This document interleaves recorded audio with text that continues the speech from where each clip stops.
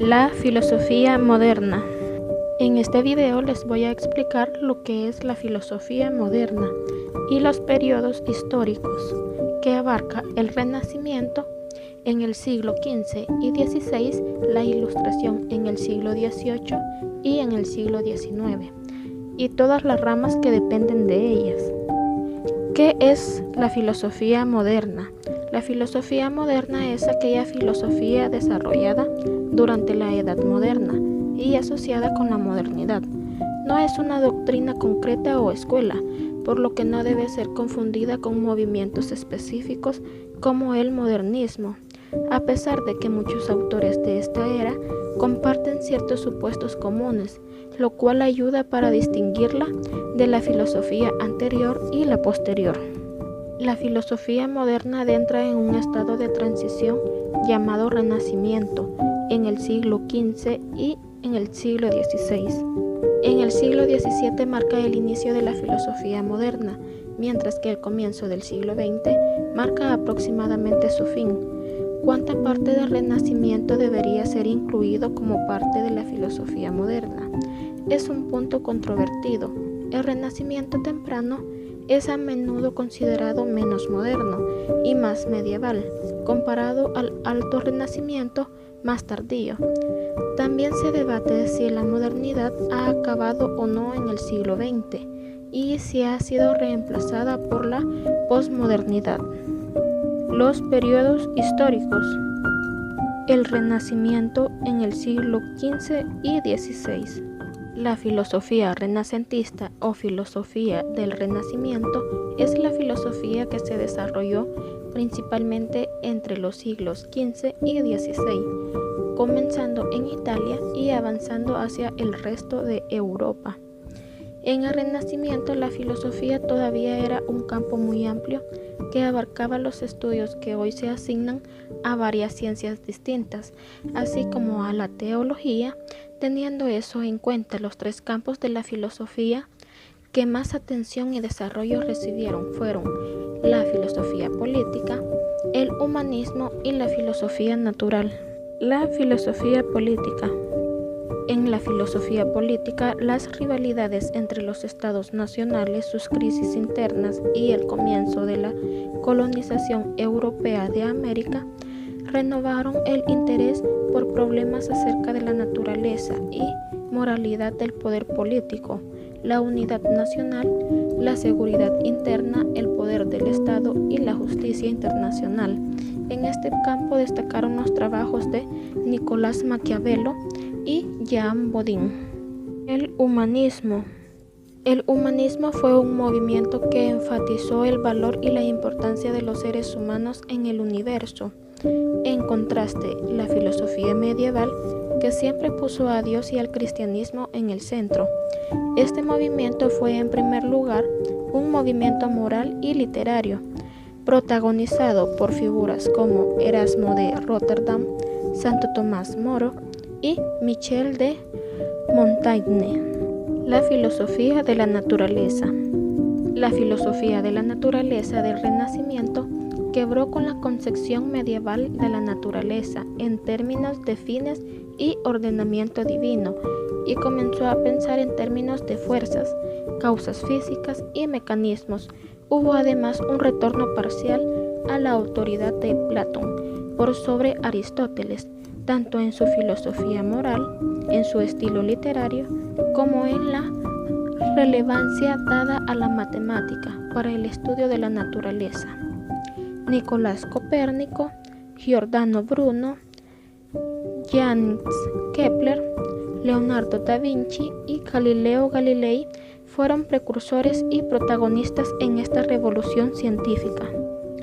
El racionalismo en el siglo XVII y XVIII.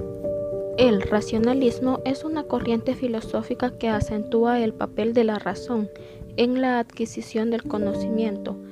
Contrasta con el empirismo, que resalta el papel de la experiencia, sobre todo el consentido de la percepción. El racionalismo se desarrolló en Europa continental durante los siglos XVII y XVIII, Tradicionalmente se considera que comienza con René Descartes y su expresión pienso, luego existo. Descartes decía que la geometría representaba el ideal de todas las ciencias y también de la filosofía. Descartes aseguraba que solo por medio de la razón se podían descubrir ciertas verdades universales, contrario en su totalidad a la idea que manejaba el movimiento empirista. A partir de aquellas verdades es posible deducir el resto de contenidos de la filosofía y de las ciencias. Manifestaba que estas verdades evidentes en sí eran innatas, no derivadas de la experiencia. El empirismo en el siglo XVII y XVIII. El empirismo es una teoría filosófica que enfatiza el papel de la experiencia y la evidencia, especialmente la percepción sensorial, en la formación de ideas y adquisición del conocimiento, sobre la noción de ideas innatas o tradición. Para el empirismo más extremo, la experiencia es la base de todo conocimiento, no solo en cuanto a su origen, sino también en cuanto a su contenido. Se parte del mundo sensible para formar los conceptos y estos encuentran en lo sensible su justificación y su limitación. El empirismo bajo ese nombre surge en la Edad Moderna como fruto maduro de la tendencia filosófica que se desarrolla sobre todo en el Reino Unido desde la Baja Edad Media. En la Antigüedad clásica, lo empírico se refería al conocimiento que los médicos, arquitectos, artistas y artesanos en general obtenían a través de su experiencia dirigida hacia lo útil y técnico, en contraposición al conocimiento teórico, concebido como contemplación de la verdad al margen de cualquier utilidad. El idealismo trascendental del siglo XVIII. El idealismo o inmaterialismo es la familia de teorías filosóficas que afirman la primacía de las ideas o incluso su existencia independiente. Afirma que la realidad o la realidad que podemos conocer es fundamentalmente un constructo de la mente o inmaterial. El idealismo supone que los objetos no pueden tener existencia sin que haya una mente que esté consciente de ellos. Para conocer las cosas, se debe tomar en cuenta la conciencia, las ideas, el sujeto y el pensamiento. Idealismo trascendental o subjetivismo trascendental es una concepción epistemológica y metafísica propuesta por el filósofo prusiano-alemán Immanuel Kant en el siglo XVIII. La Ilustración. La Ilustración fue un movimiento cultural e intelectual primordialmente europeo que nació a mediados del siglo XVIII y duró hasta los primeros años del siglo XIX. Fue especialmente activo en Francia, Inglaterra y Alemania. Inspiró profundos cambios culturales y sociales, y uno de los más dramáticos fue la Revolución Francesa.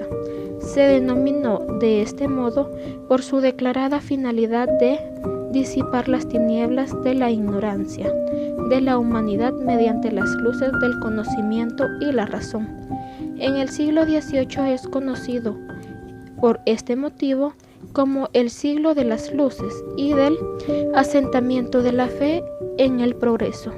Pensadores de la Ilustración sostenían que los conocimientos humanos podían combatir la ignorancia, la superstición y la tiranía para construir un mundo mejor. La Ilustración tuvo una gran influencia en aspectos científicos, económicos, políticos y sociales de la época. Este tipo de pensamiento se expandió en la burguesía y en una parte de la aristocracia a través de nuevos medios de publicación y difusión, así como reuniones realizadas en casa de gente adinerada o de aristócratas, en las que participaban intelectuales y políticos a fin de exponer y debatir acerca de ciencia, filosofía, política y literatura.